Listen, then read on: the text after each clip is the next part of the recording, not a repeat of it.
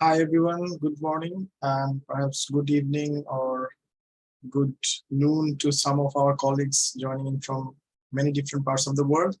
I personally am joining in from Melbourne, which has been chilly and windy, so pardon my winter clothes. I'm looking at Christian and Chris. They're in sunny Newcastle and I'm very much envious of them. I hope I could swap places with them. We have 3 10-minute talk today. For the first one, we have Professor Nakamura.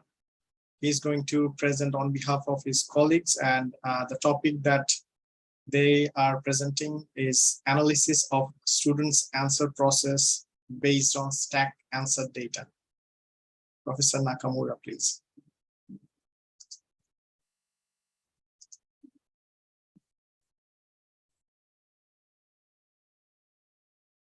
Hello, my name is Yasuyuki Nakamura from Nagoya University.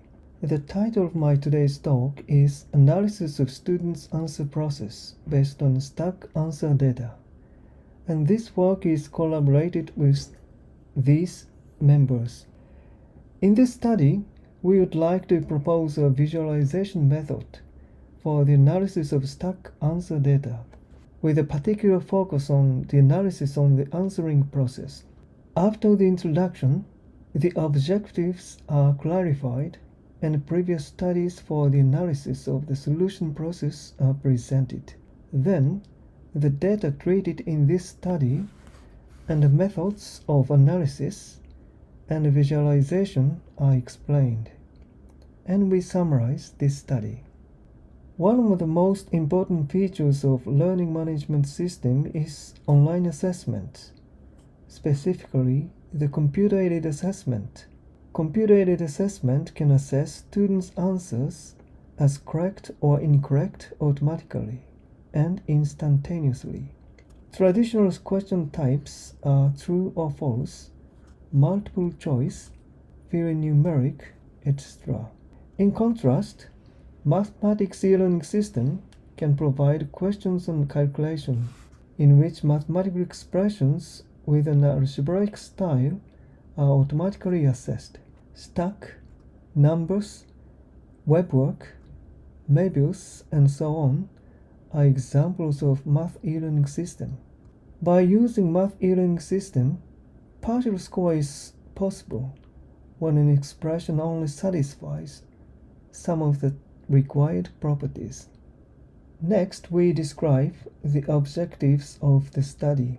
We would like to analyze the process of answering question in other words, by using the function of categorizing incorrect answers. What kind of incorrect answers students went through before arriving at the correct answer.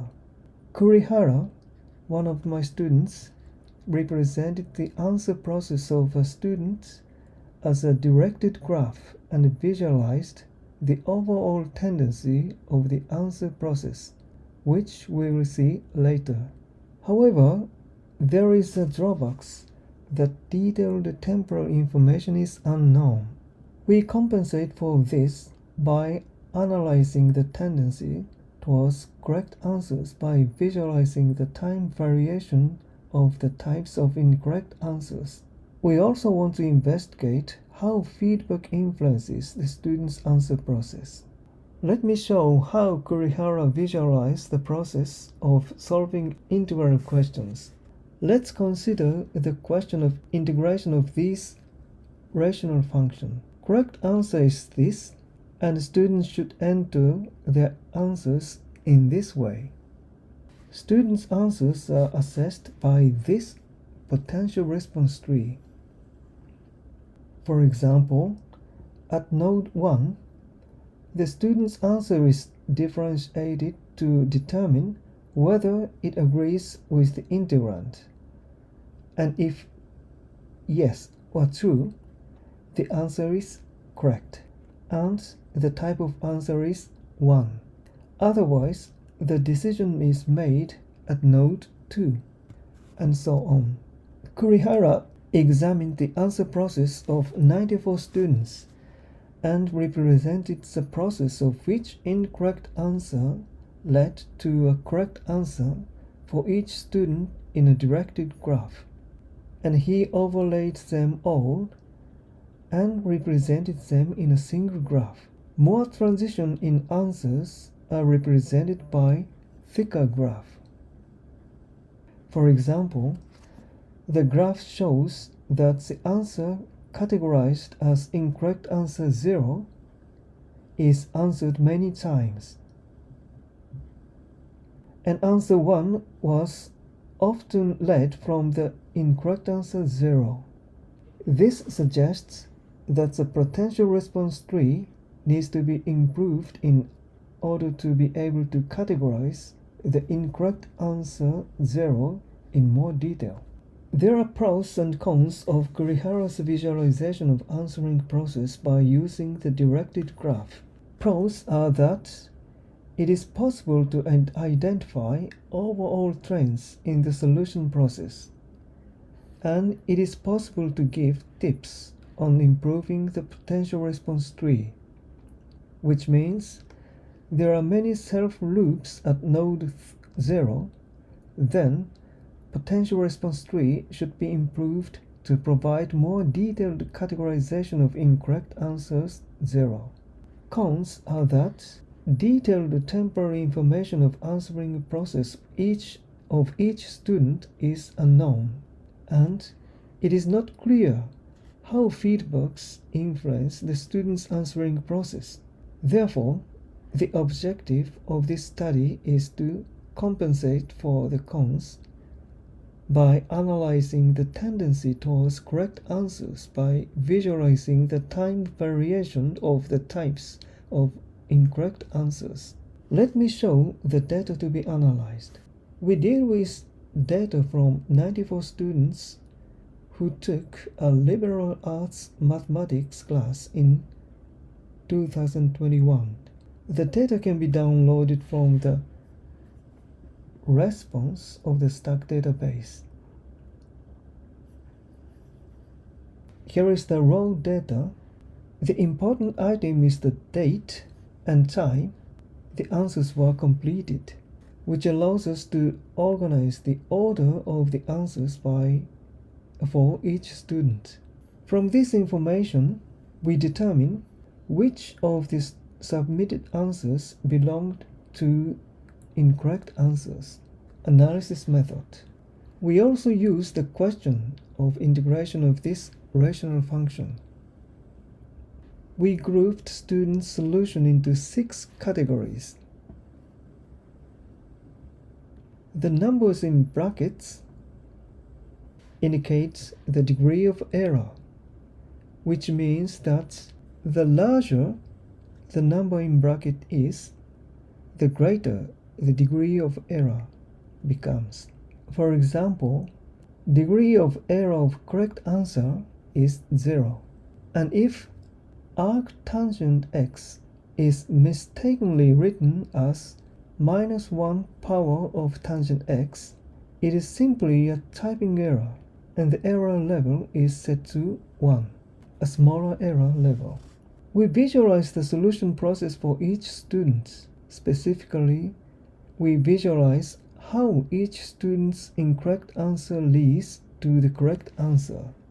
By the way, there may be other ways of categorization of incorrect answers, but the purpose of this study is to introduce the visualization method. So, the categorization policy could be a topic for another time. We represented the 94 students answering process in a 3-dimensional line graph. The horizontal axis represents the order of attempt, and the vertical axis represents the error level. The students are arranged in the depth direction. Colored dots indicate the type of error, and colored line indicates which error type the answering process started with. This figure allows us to see the general progression from the incorrect answers with high error levels to the correct answers. In the right half of the graph. The solution process is divided into the graph of the number of attempts to reach the correct answer in order to display the information in an easy-to-understand manner. From these figures, in the case of more than 5 attempts, we could see how students were trying, namely, getting closer to or farther away from the correct answer. Let us summarize this talk. We analyzed the solution process on the subject of integral questions involving 3 types of integrals. We proposed a method for visualizing how students go through incorrect answers to get to the correct answers. We used 3D plot with 3 axes: number of attempts, student number, and type of incorrect answer.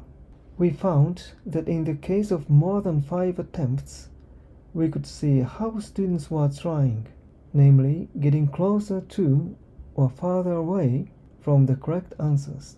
Therefore, appropriate feedback may help students to understand. As a future plan, we'd like to study the effect of how feedback intervenes in the improvement of students' understanding in mathematics online tests. Thank you for your attention.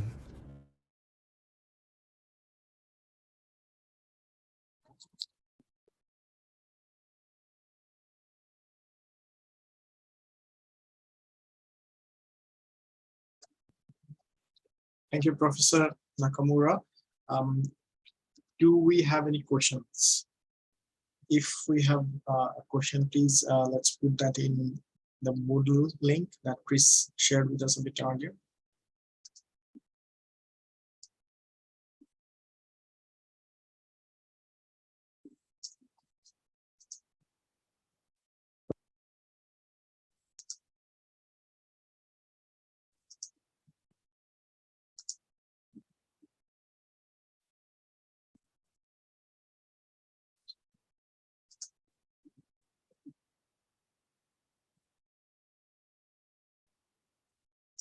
We have a question from Henrique. I'm sorry, I'm not sure if I'm saying your name correctly, Henrique.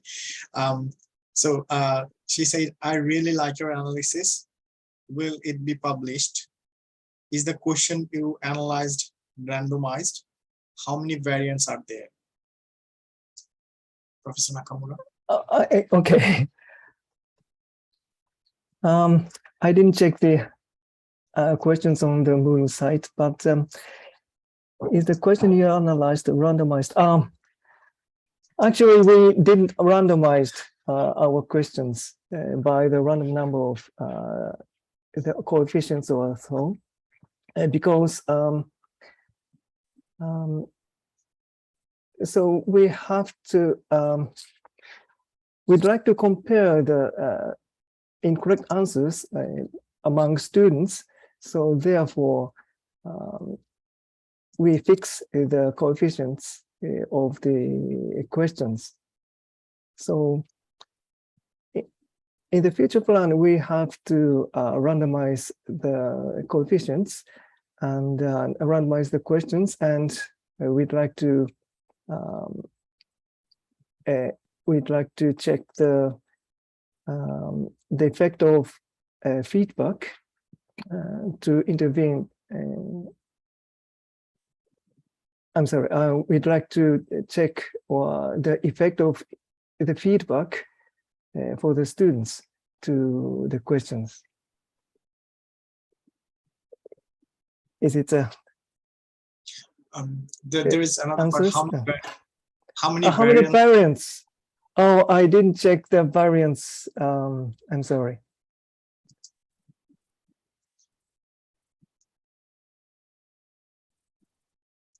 Yeah.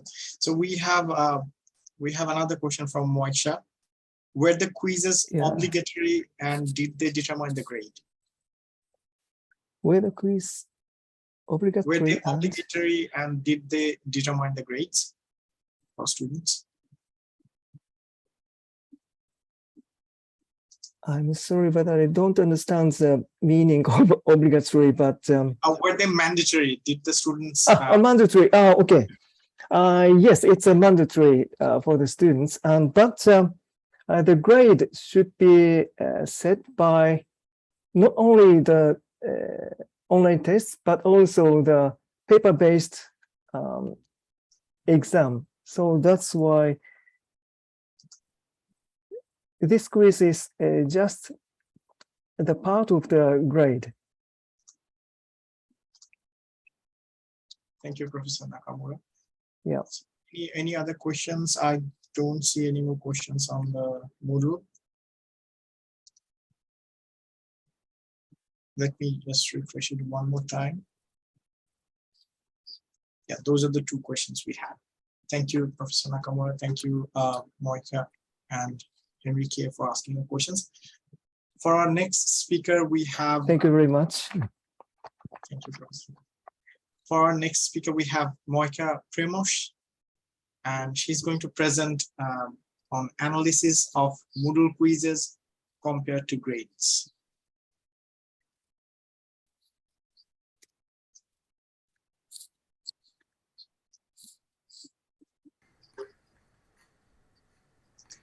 Here at the Faculty of Civil and Geodetic Engineering, here at the University of Ljubljana in Slovenia, first-year students must take Mathematics 1. Now, to pass the exam of Mathematics 1, they first have to pass the written exam, which has more practical questions. And then after they pass this one, they have to pass the oral exams with more theoretical questions. Now, to pass the first one, the written exam, they could either take the test at the end of the semester, they have to achieve at least 50%, or they could take 2 partial exams that are scheduled during the semester. Now, to attend these partial exams, they need to pass weekly quizzes that we open in our Moodle classrooms first. Each week we open a new quiz. It stays open for about 14 days. Each quiz contains 5 questions, and they are of different types. They could be maybe close or multiple or single choice questions, more theoretical, maybe more practical, drag and drop menu questions. Now, for a student to successfully complete the quiz, he must answer all the questions correctly. But on the other hand, he can repeat these questions as many times as he wants to without any consequences. When a student answers a question incorrectly, an explanation appears, and he can read through the explanation and then choose the button try again with similar question, and the system will give him a similar question, and then ideally he would learn something from previous mistake and answer this question correctly and move on to another question. Now, in this picture we see a multiple choice question with very specific explanation. So this explanation is meant for this specific question. However, on the second picture, we can see a closed question with a general explanation. Since in this map of these closed questions, there are about 20-30 similar questions, and the explanation fits them all. In the last picture, we see a drop menu question with explanation that includes just some basic definitions. The aim of these quizzes is for students to learn simple notions, maybe definitions, maybe some theoretical background before coming to class, and well, in practical part of the class where we work with assignments, so we can compute more complex assignments. Now, after answering all the questions correctly, the gray rectangles underneath the quiz, they turn green. We allowed some exceptions for students maybe they missed a date, the finishing date or something. So we allowed that they miss 2 out of 6 quizzes that are needed for the first partial examination. Now, our expectations were that students start the quiz, they make some mistakes, they learn from these mistakes and repeat with similar questions, and then they know how to answer correctly. Now, we analyzed 30 students of this school year 21-22 out of 94 that attended the first partial colloquium. We took first 10 students who achieved the highest grades, which is 70 to 90%, and we colored them dark green, and we'll call them group 1. So that is their score on first partial exam, 70 to 90%. Then we took 10 students whose results were median, and they achieved 30 to 45% on first partial exam. We shaded them light green, and we called them group 2. And then at the end, 10 students with lowest achieved grades or percentage, which means 0 to 10, which this is really low. We call them group 3. They are blue colored group. Now, in the next table, we see we have number of repetitions for every question of first 6 quizzes. We highlighted boxes with 5 to 9 repetitions of a question with orange, and repetitions above 10 with dark red color. We see some rows highlighted with light red color, and those are the exceptions we talked about before, meaning the student did not finish quiz on time, but we allowed them to attend the first part of partial exam. Now, the first glimpse of this table tells us that there is 1 exception per first and 1 exception per second group, while in third group we find 7 such exceptions. The average of repetitions for all questions and for all students was 3.79. Now, group 1 had average of 1.9, group 2 had average of 3.89, and group 3 had average of 5.52. So we see the difference already here. Now, it is also easy to see that group 1 had only only 2 students who repeated their separate questions 10 and 24 times, which these are dark red boxes at 6th quiz. The number of such questions rises dramatically with group 2. We have 26 such questions. Group 3 is even more telling. We have 42 such questions with additional 35 questions unanswered.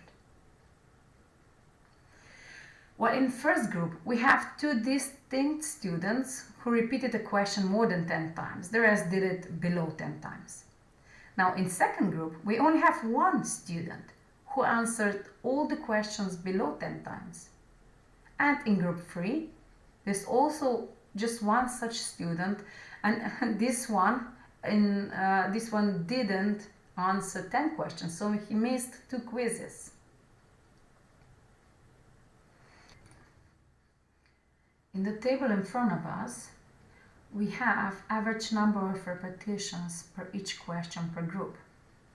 It is interesting to see that the differences between averages start in first week, which I have to stress is the first week in our faculty for most students, meaning they didn't attend any other faculty before coming to us. And even the averages of maximum number of repetitions per question per group gets bigger as we move from group 1 to group 2 to group 3 in every week. In the last graph, we can see average number of repeats of questions per student versus score on first partial exam.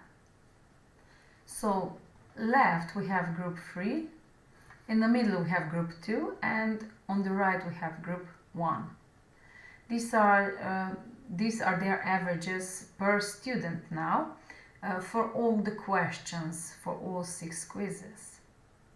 What is interesting to see is that group 3 had averages above 3 and group 1 have averages below 3. We can see close relations between the average number of repeats and the result achieved on the first partial exam. Now, we saw that the educational part of quizzes is missing with most of the students in group 3, meaning they make a mistake, they read explanation, they learn something. This is completely missing in some students at the end of semester. So to solve this problem, we could either limit the number of tries. We're not sure how the system, how to play the system to accomplish something like that. But also with doing so, we take away some of the control from students. This is not unlimited tries anymore. This is limited and it's a bit of control taken away from them. So the other solution would be, this one is a bit more elegant, to just set a timer between 2 different repeats. So they can repeat a question, sure, but they have to wait a few minutes, maybe 3 minutes. And that would mean for 10 times to repeat one question, it would take them half an hour, 30 minutes, which is not ideal if you're doing it on the last day, as most of the students from group 3 were doing. So they wanted to catch the last day, the closing date, and that's why I am guessing that's why they start clicking mindlessly, just to get to the right answer. So this is it for me.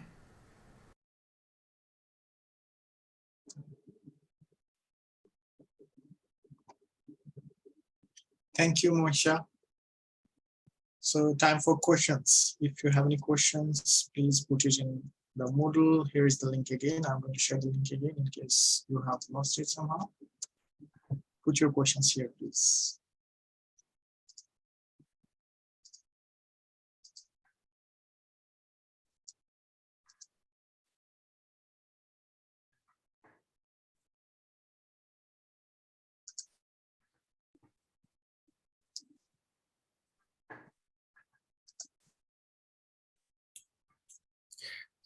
I have a question, if I could just ask right now.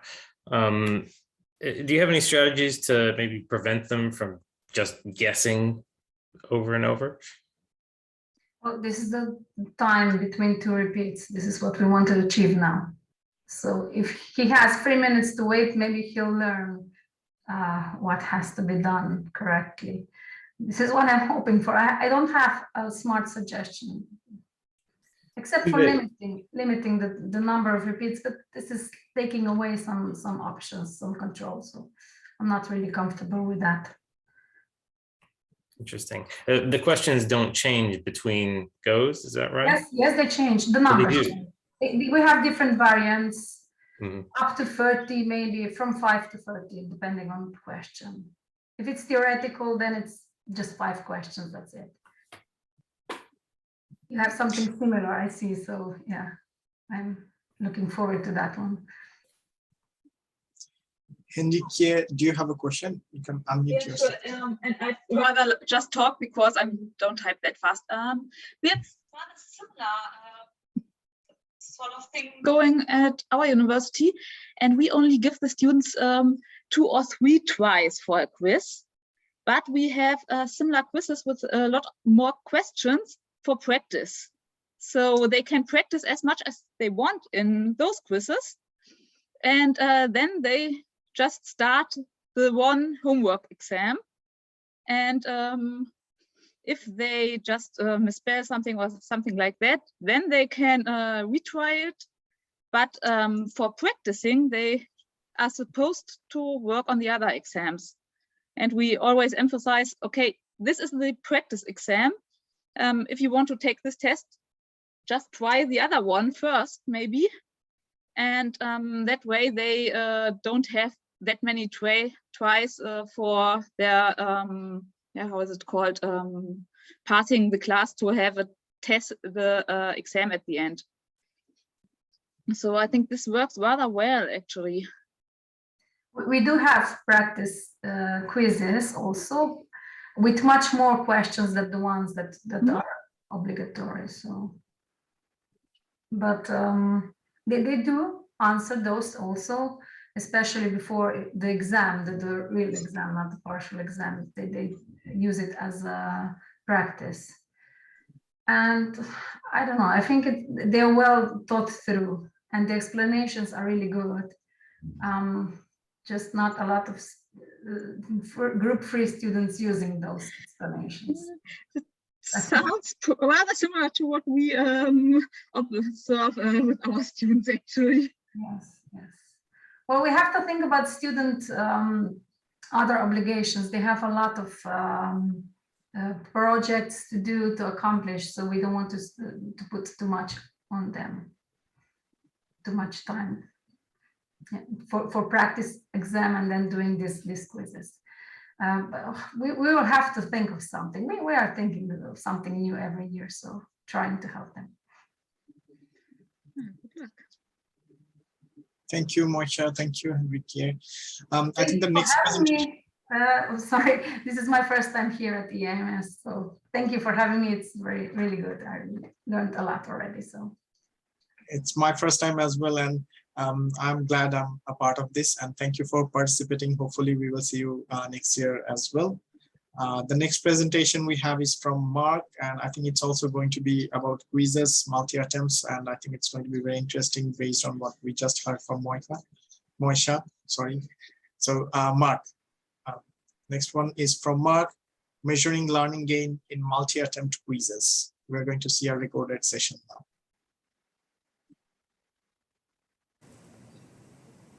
Hi, everyone. I'm Mark McDonald. I'm going to be talking about measuring learning gain in multi-attempt quizzes. So this is essentially an update on a talk I gave last year at EAMS, which was about a similar topic. This is the second year I've run multi-attempt quizzes in my second year linear algebra module at Lancaster. And at the end of last year's talk, I mentioned several planned changes that I was hoping to do. I did all of those, so I'm going to report on that, and I'm also going to describe how I've been convinced that students are really learning during these quizzes. Okay, so first I'll describe what these quizzes are. They're made in stack, so they consist of stack questions. Stack I found is extremely useful especially for randomization, which is why I switched to using stack this year. So there are multiple true-false questions, which means there's like some kind of setup, here's a matrix and a vector, and then several true-false statements about that, or whatever. Recall the definition of linear independence. True-false statements about linear independence, right? So about 4 true-false statements about some generic setup. This is called multiple true-false. And the idea is that these are all related, and each of the true-false statements is testing a different specific idea that you want the students to know about, right? Okay, and then the randomization comes in because each true-false statement in the question variables section of the stack question, there's actually, I've written in multiple variants of the same kind of testing the same thing. So you could have like the negation, or you like change some numbers, or just a different rewording of the same statement. So each of the 4 true-false statements has multiple variants to it. This is all built in, each question is built into a single stack question. Okay, and then the students are allowed multiple attempts. So this year they were allowed 8 attempts. So each attempt, they get a new lot of true-false statements. It's the same setup, and they get the same feedback every time after they submit, but the statements themselves change. Okay, and so then also after each attempt, they get their marks for the whole question out of 4, but So the crucial part is they are not given the right answers. They're not told which true-false statements are true and false. They're just told their mark out of 4. Okay. So that's kind of the setup. There's a couple other details. Maybe I'll just go through. This isn't the only assessment. It's a coursework assessment. It does count for, in total, 10% of their overall grade. So each quiz is 1%. There's other coursework assessments as well. Negative marking, actually, I used this year. So in the potential response tree and stack, it was slightly confusing. I can show you how I did this. I'll upload an example question to the EAMS site so you can see how I did this. There's some negative marking that's counterbalanced by the fact that their highest mark counts. So they get 8 attempts, but it's not the last mark that counts, it's the highest one. So you need negative marking because otherwise it just inflates the grade too much. Randomly guessing true-false will give you 50%. If you're given the highest mark out of multiple attempts, it's even higher than 50%. So, okay, and then in terms of what kind of questions I'm asking, it's very kind of a basic level. That's the kind of true-false questions. It's just definitions, really basic understanding. That's the level and the purpose of these quizzes. Okay, so let's see. I'm going to show you some data. So this is the effort students were apparently spending on these quizzes. So the x-axis here is the time of submission. You can see the deadline there. This is for the 5th quiz. It's a flurry of submissions near the deadline and on the day of the deadline. The y-axis is how long they had the quiz open for. So, and as I say, presumably for that time, they're usually spending it actually doing the quiz. The deadline's 2 hours, so some people just obviously left it open and it automatically submitted at the cutoff. And the darker the dot means the higher the mark. So the lighter ones meant that they got lower marks. So obviously there's some very, you can just see it's spread all over the place. Interestingly, you can see when they slept. There's a gap there at nighttime. Okay, so they were definitely spending time on this. But here's the striking graph that I want to discuss. This is a representation of the average marks across their attempts. Okay, so let me explain the lines. So there are several different lines. For example, the gray line represents the average across all attempts, only looking at the instances where a student took all 8 attempts. Okay, so, and this is the number of times that happened. So it was 209 instances where a student took all 8 attempts that week. So this is across all weeks. There's only about 200 students in the class. So on average, about 20 of those per week, they used all 8 attempts. The pink one is 7 attempts, etc. Right? And there's a couple of striking things about this. First of all, they all started out roughly in the same average, so something like 65 to 70%. This is not with negative marking. This is just the raw average based on 0 and 1, true or false. And then they all ended up, no matter how many attempts they seemed to take, the average ended up around 80. Okay, so this is roughly a degree classification. In fact, once you take into account negative marking, it's more than a degree classification difference. So there's clearly an increase. Okay, one could say, devil's advocate, maybe this is a result of them ending on a high note and they didn't actually improve. They just sort of did things a bit randomly until they ended high and then they stopped. You could make that argument, but then it doesn't explain why there's actually the in-between attempts. There seems to be a steady increase here. So this is obviously not every student. This is an average over all students. But on average, those lines are going up. You know, I haven't done like a statistical analysis, but this seems to be a very clear visual representation of student learning.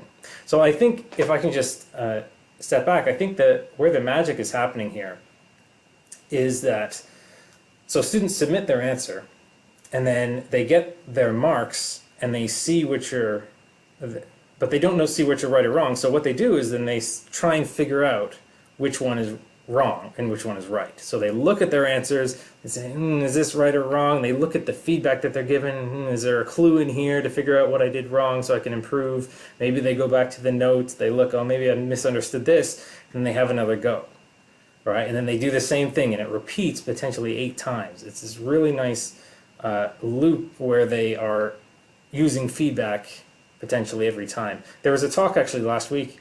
Vesna described frustrations that I'm sure everyone feels with where students don't engage with feedback. In single attempt assessments, they sort of get their feedback and they don't bother reading it. They move on to the next assessment. The great thing about this is that they do seem to be engaging with the feedback because there's that immediacy of I can improve right now and improve my mark right now for this assessment that's sitting in front of me. So the data appears to indicate that they're actually learning. And of course, you can't just use data to draw conclusions like this, but their student comments also seem to back this up. So, for example, we have these, every module has this anonymous student survey at the end of it in Lancaster. And for this module, this year, 50 respondents. So they had a free text box where it just says like comment on an aspect of the module. So 20 of the 30 commented positively on these quizzes. It's completely unprompted. So there's 2 remarkable things about that. First of all, students almost never comment on quizzes on these student surveys. Second of all, 40% of students commenting positively on anything is remarkable. So it's really obviously indicates that something has gone well. And I think really it indicates that students are perceived that they are learning. I think that's maybe a difference that they felt in these assessments that they themselves are learning, whereas maybe in other assessments they don't feel it so much. Okay. Also, I set up this focus group because I want to roll this out across some other modules in the department. I set up a small focus group to reinforce some of the ideas that I thought I had about these students, and that did reinforce a lot of the behaviors that I was hoping for. The students sort of confirmed that, yep, that's what we were doing. We were looking at our answers and trying to figure out which ones were wrong, etc. So that was great. An interesting comment that came out of that focus group was they reflected that on most online quizzes, they're actually really easy to cheat on.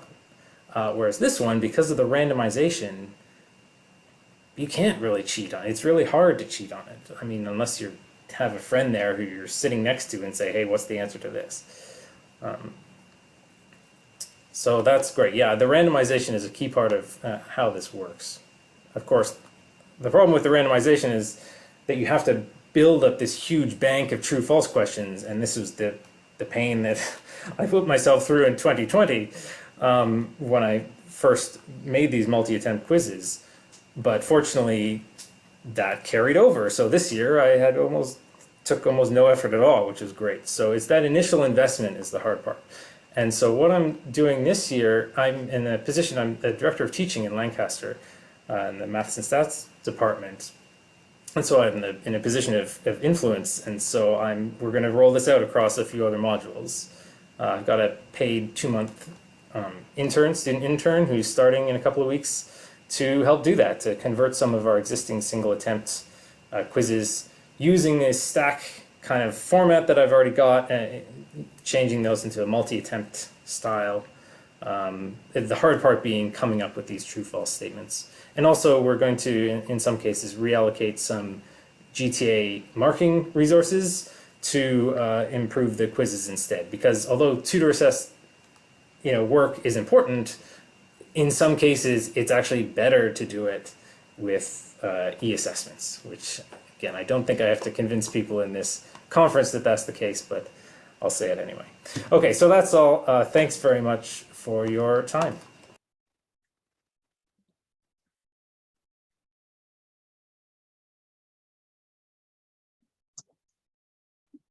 Thank you, recorded Mark. Now time for questions. Let's see if we have any on Moodle.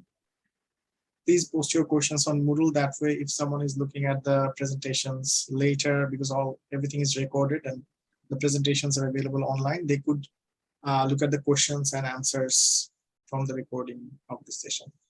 So if you have any questions, please put it in the Moodle. The link's available on our chat.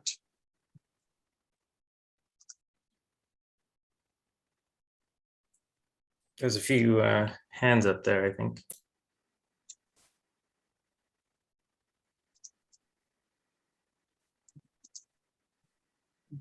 Yeah. Okay, let's start with Violeta. Hello, thank you very much for that interesting talk. Quick question, how do you do the negative marking? Yeah, so it's basically 100% if they're right, minus 50% if they're wrong, and if there's no answer, just 0. That's how it works. So that balance ends up being, in true false. That means if they're just guessing randomly, then the average mark is about 25%. But because there's multiple attempts, I actually ran some simulations to see what would be if you took 8 attempts randomly guessing. The average actually works out being 50% anyway, but that's what I did. And students tended to accept this and not complain too much. So If you had, like say 4 possible answers, one of them correct, would you do 25%? I'm not sure. With multiple, so the good thing about true false is it's a much clearer true false. I haven't thought too much about how I do negative marking with multiple choice. Yeah, I don't know. Thank you. Yeah. Thank you. Next, we have Yoshiniro Miyazaki. Please unmute yourself. Okay, thank you very much for your intriguing presentation. Is it possible to take a look at the specific slide? Well, I want to take a look at the slide of the learning gain slide. Sure. Can I? You want me to pull it up, you mean? If possible, if not, okay, yeah, maybe I can just ask let's a see. question. Let me just see if I can share my thing. How do I do this? Let's see. Sorry if that was not expected. I think I can do it. Here we go. Is that, where is it? Oh yeah, thank you, man. This is the slide I wanted to. Well, my question is that I just thought that basically these graphs are the monotonously increasing on the right, but there is a kind of an exception like the gray one. Between the 5 and 6, maybe to my side, this is decreasing, but it is because each question is chosen at random. Mhm. So maybe from time to time, the level of the questions are varied. So that's why this is happening. Yeah, exactly. There's sort of just a certain amount of randomness that the students are. I mean, in many ways, I think it's coincidental that it is mostly increasing. Right. But yeah, that's right. There is some randomness throughout. It's just on average, it goes up. I think maybe that decrease, makes them try harder. That's why they kept going 2 more times. I'm not sure. Well, I see. Yeah, well, that's more interesting to me. This result is very interesting to me because this is totally randomized. I thought that there are some points, more than just one point that, at the decrease, monotonous is decrease, but decrease at some point will occur. But in this graph, there's only one point which shows that, as you just retorted, this characteristic of, likely to be, monotonously increasing on the right is taking place. So this, I just found it very interesting. Yeah, thanks. No, I was quite struck by this. When I was crunching these numbers, I wasn't really sure what I was going to find. And when I saw it was all increasing, I was like, wow, that's good. I see. Yeah, okay, thank you. And my second question, according to your explanation, the point student can get is not changed according to the number of the attempts a student did in order to get the right. That's right. So was there any chance that, in that case, students just did try, with a combination of, answer true or false, because, even though you make a failure, it's not, distracted, it's not subtracted. So until they get it right, they just do it without thinking. But maybe next time I will do this. Oh, this is a failure game, and I will try another one again. Or until they get it right, they just keep it going. Yeah, I mean, I guess the thing is there's only 8 attempts, so there's a limited, and there's so that's why you just limited it to 8. Yeah, there's only 8, so they can't keep going. So I did it. Right. I had last year. I ran unlimited attempts, and there were occasionally there'd be a student who did it like 70 times or something. But, so is there any specific reason why you just specifically made it 8, not 10 or 15 or 5? But what is the I don't specific know. It number just of 8? felt like the right number. I'm not really sure. I see. Not coming from the statistical result or something. No, not really. I mean, I think Moodle actually had a cap of 10, but I don't know. 10 somehow felt like too many. I wanted them to focus on each attempt as much as possible. So. Okay. Thank you. Anyway, it was very interesting talk. Thank you very much. I studied a lot. Thank you. Yeah. Thank you, Professor Miyazaki. Next, we have Moisha. Moita. Okay. Yes. I know you said when they answer incorrectly, the system didn't give them the right answer, but were there any explanations? Yeah, so there was, I mean, it gave them the marks. So as I say, kind of out of 4, they could work out the right answer. I mean, so if they had it all right, it would tell them, but it wouldn't say specifically. And the feedback they got was like, it's sort of a paragraph that pointed, it says some generic things about it. It's not specific to the question, but it's kind of like, here are some related facts and information that they could use to at least go to the right place in the notes. That's basically what the feedback they got. And the reports from the students is that they really read this feedback quite closely, some of them. As I say, it's the same for all students, so it's not like, tailored feedback, but it's something that they read closely anyway to learn from. That's good. Yes. Okay. Thank you. Yeah. We have another question from Moodle. It's from Malti. Where will I find a demo question? Oh yeah, so I just tried to post one. I hope I've done it correctly in the what was it called? The play area, I think, on the Moodle page. That's what Christian suggested I do. I don't know if, let's see, should I try and post a link to that?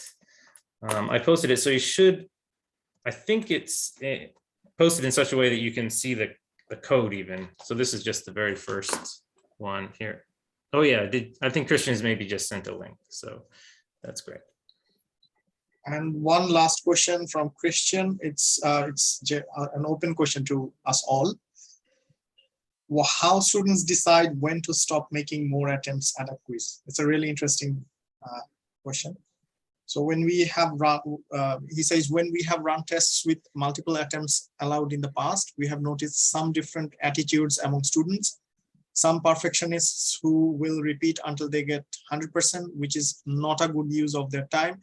And some students who only make 1 or 2 attempts and could probably improve if they had another go. Do you give students a score to aim for? I don't give students a score to aim for. This is a very interesting question. I tried to understand it based on their own what they're in their head, the score that they're aiming for. I feel like that's probably what students have in their head. They're like, if I get this score, then that's good enough. But I don't know. That's based on a very small number of conversations with students. It's an interesting question. It is. And I think we will leave with that question in mind, and hopefully other speakers who have spoken around these topics, they can come back and have a discussion on Moodle, because we are on our last minute of this morning's session. We have another one this afternoon in afternoon time, UK time, that's GMT +1. So make conversions as you will for your time zones. And we have 2 very interesting topics that are going to be presented in this session, in that session. With that, I would like to close this session. Thank you all for joining in. Thanks to all the speakers. Thanks to Christian and Chris, our organizing committee members, and Mark, who is also part of the organizing committee. Thank you all for joining, and we hope to see you in the next session. Have a great day, evening, or night. Thank you. Thanks a lot. Bye-bye.